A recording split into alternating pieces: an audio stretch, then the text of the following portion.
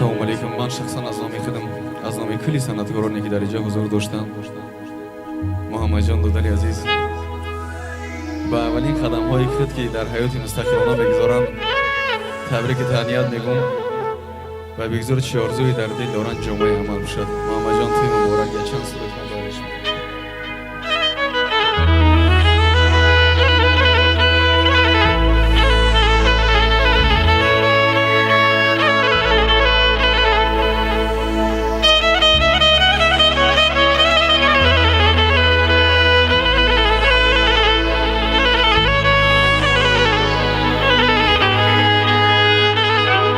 بیچاره وار گریه مکن پیش زندگی،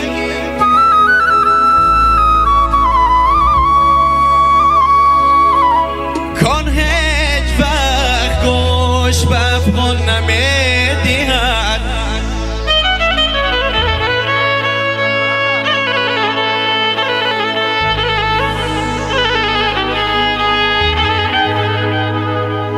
چون شد سوار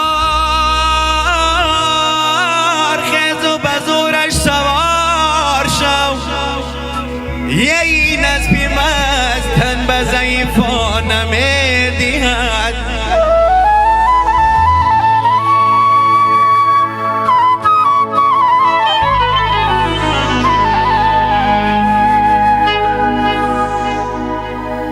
از شکستی شیشه ای نازک دلان اندیشه کن،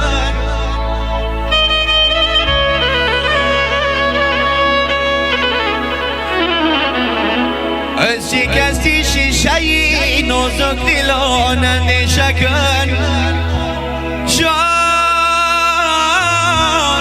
شیشه را گر بشکنی هر پاره و خنجرت،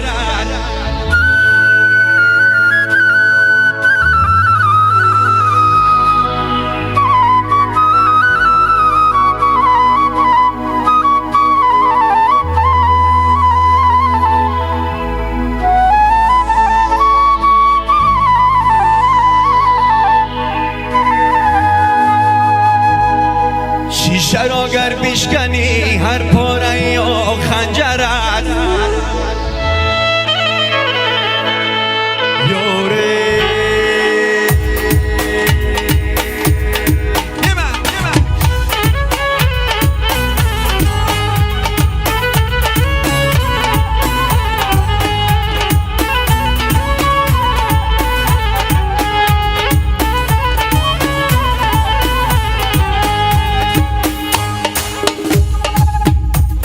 شای پری بر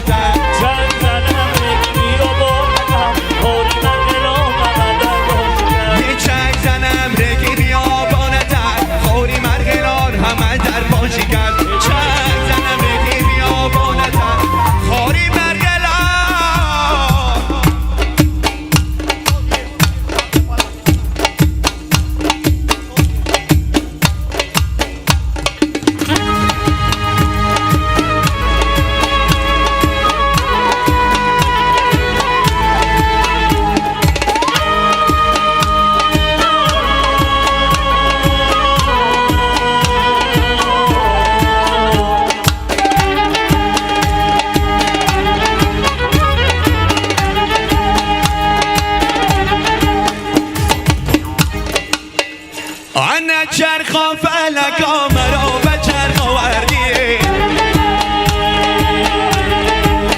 آن گلابی بده مرا به بلخ آوردی آن گلابی بده ما بیشترین میخوردم